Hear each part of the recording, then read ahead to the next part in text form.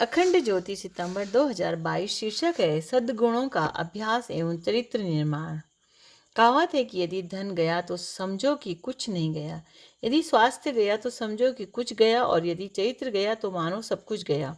क्योंकि धन गया तो इसे फिर से अर्जित किया जा सकता है। स्वास्थ्य को अर्जित करना उतना सरल नहीं होता है, अतः इसको धन से अधिक मूल्यवान माना गया है। लेकिन चरित्र को सबसे मूल्यवान माना गया है, क्योंकि जब एक बार किसी व्यक्ति का चरित्र कलंकित हो जाता है तो उसे उभरना कठिन हो जाता है। व्यक्ति दूसरों की नज़र में ही नहीं, अपनी नज़रों में भी गिर जाता है। चरित्र का सीधा संबंध व्यक्ति की विश्वसनीयता और प्रामाणिकता से है। यदि किसी भी स्तर पर व्यक्ति की विश्वसनीयता और प्रामाणिकता का प्रश्न चिन्ह लगता है तो चारित्रिक रूप में कहीं दुर्बलता का आभास होता है।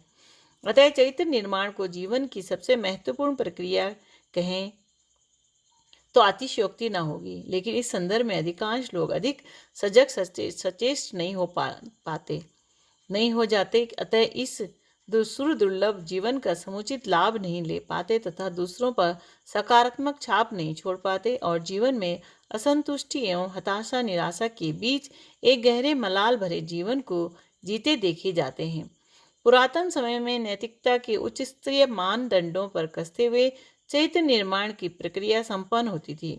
लेकिन आज के दूषित वातावरण एवं कलिकाल के प्रभाव में वैसा कुछ कर पाना सबके लिए संभव नहीं।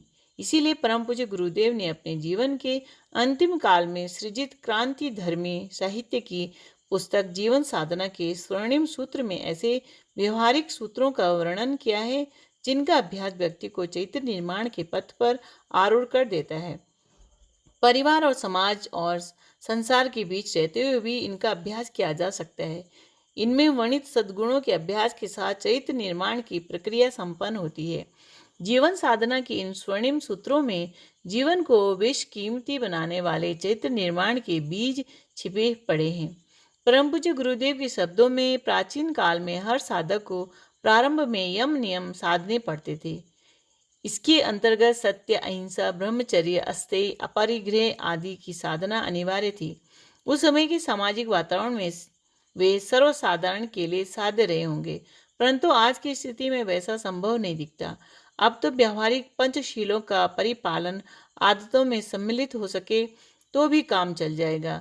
श्रमशीलता, मितव्ययिता, शिष्टता, सुव्यवस्था और सहकारिता के पंचशील हमारे क्रियाकलाप में पूरी तरह घुल मिल सके तो समझना चाहिए कि प्राचीन काल की तप साधना के समतुल्य साधनात्मक साहस बन पड़ा। इन पंचशीलों के साथ परम पूज्य गुरुदेव उच्च मानसिकता के 4 सूत्रों को भी जोड़ते हैं, जो हैं ईमानदारी, जिम्मेदारी, समझदारी एवं बहादुरी, तथा इनके अभ्यास पर बल देते हैं। श्रमशीलता पहला सद्गुण है। श्रमशील जीवन चरित्रनिष्ठ व्यक्तित्व का पर्याय है। ऐसा व्यक्ति अपने श्रम की आजीविका से निर्वाह करता है, परिवार का भरण पोषण करता है। इसका परिणाम होता है संस्कारवान परिवार एवं सद्ग्रस्त जीवन। श्रम के अभाव में व्यक्ति कामचोर बन जाता है, जिसे परम पूज्य गुरुदेव एक गाली के रूप में मानते थे, जो किसी भी रूप में एक स्वाभिमानी व्यक्ति को स्वीकार नहीं हो सकती। अतः श्रम की गरिमा व श्रमशील जीवन को चैत्र निर्माण का एक व्यावहारिक आधार मान सकते हैं, जिसका हर सज्जन व्यक्ति पालन करता है। मितव्ययिता में व्यक्ति अपने चादर के हिसाब से पैर पसारता है और अपनी आय के अनुकूल खर्च व्यवस्था करता है। इसे सादा जीवन उच्च विचार का अभ्यास भी कह सकते हैं। इसके अभाव में फिजूल खर्ची एवं विलासिता जीवन का अंग बनती है। ऐसे में व्यक्ति अपनी सीमित आय के साथ बड़ी चढ़ी मांगों को लेकर आर्थिक आधार पर भ्रष्टाचार के लिए बाध्य होता है। इसे एक चारित्रिक दोष ही माना जाएगा, जो यदि नियंत्रित न किया गया तो बड़े बड़े घपले घोटालों के रूप में प्रकट होता है, जैसे कि आए दिन समाचार पत्रों में सुर्खियां बनती रहती है। इसके साथ व्यक्ति आर्थिक रूप में अपना चारित्रिक आधार खो बैठता है और सामाजिक स्तर पर लांछन का पात्र बनता है, और अंतरात्मा के कटघरे में भी अपराधी की भांति अनुभव करता है। सुव्यवस्था एक सुगढ़ एवं सफल जीवन का आधार रहता है, जो एक कार्यकुशल एवं जिम्मेदार व्यक्तित्व के रूप में व्यक्ति में सशक्त चरित्र का एक आयाम जोड़ती है। इसके अभाव में अस्त व्यस्त जीवनचर्या के साथ मानसिक शक्तियों का ह्रास होता रहता है। व्यक्ति का किसी लक्ष्य पर केंद्रीकरण नहीं हो पाता। ऐसे में अपने आप में उलझे एक असफल जीवन की सार्थकता पर प्रश्न चिन्ह लग जाते हैं और व्यक्ति एक सार्थक सफल जीवन की कसौटी पर खरा नहीं उतर पाता जिसे अनुकरणीय माना जा सके। शिष्टता व्यवहारिक जीवन का एक महत्वपूर्ण सद्गुण है। पूज्य गुरुदेव ने कहा है कि शालीनता बिना मोल मिलती है, लेकिन इससे सब कुछ खरीदा जा सकता है। शिष्ट, शालीन एवं विनम्र व्यक्ति सबका विश्वास पात्र एवं सम्मान का अधिकारी बनता है और किसी भी समूह में अपना विशेष स्थान बना लेता है। इसके अभाव में व्यक्ति पर अहंकारी, घमंडी, उज्जड़, उद्दंड आदि होने का ठप्पा लग जाता है, जिसे शायद ही कोई अपने समूह में शामिल करना चाहे। ऐसे में व्यवहारिक जीवन में एक सम्मानपूर्ण जीवन कठिन हो जाता है। सहकारिता अगला गुण है जिसके आधार पर परिवार, समाज एवं समूह में सामंजस्य बैठाकर मिलजुल कर कार्य संभव होता है। इसके अभाव में व्यक्ति इक्कड़ व स्वार्थी बनकर अपना राजमहल तो खड़ा कर सकता है, लेकिन आम जनता के बीच में व्यक्ति का चरित्र संदिग्ध ही रहता है। ऐसे व्यक्ति को एकाकी व उपेक्षित रहना पड़ता है और एक नीरस व निराश जीवन उसके पल्ले पड़ता है। ऐसे में दूसरों के उचित स्नेह, सहयोग और सम्मान के अभाव में व्यक्ति संकीर्ण स्वार्थपरता की कारा में ही घुटन भरा जीवन जीने के लिए अभिशप्त होता है। ईमानदारी का अभाव बेईमानी के रूप में परिभाषित होता है। कोई भी व्यक्ति ऐसे व्यक्ति का साथ नहीं चाहता।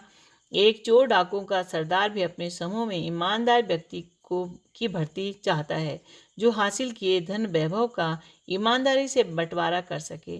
जिम्मेदारी के अभाव में लापरवाही शेष बचती है, जिसके परिणाम व्यक्ति से लेकर सामाजिक जीवन में भयंकर रहते हैं। गैर जिम्मेदार व्यक्ति को कोई भी बड़ी जिम्मेदारी नहीं दी जा सकती। उसका चरित्र भी कर्मनिष्ठा के आधार पर संदिग्ध ही रहता है। समझदारी के अभाव में नासमझी, अदूरदर्शिता, मूर्खता पनपती है, जिसके आधार पर किसी बड़े व सार्थक निर्णय की आशा नहीं की जा सकती। एक विवेकहीन व्यक्ति से चरित्र निष्ठा की अपेक्षा नहीं की जा सकती। बहादुरी के अभाव में कायरता, भीरुता पनपती है। इसके रहते वैयक्तिक जीवन हो या सामूहिक, सत्य के पक्ष में साहसपूर्वक आग्रह व जुझारूपन की कल्पना नहीं की जा सकती। एक निर्भीक व्यक्ति ही चरित्रवान हो सकता है, जो सत्य का सामना करने के लिए गए निर्णय की कीमत चुकाने के लिए तत्पर हो।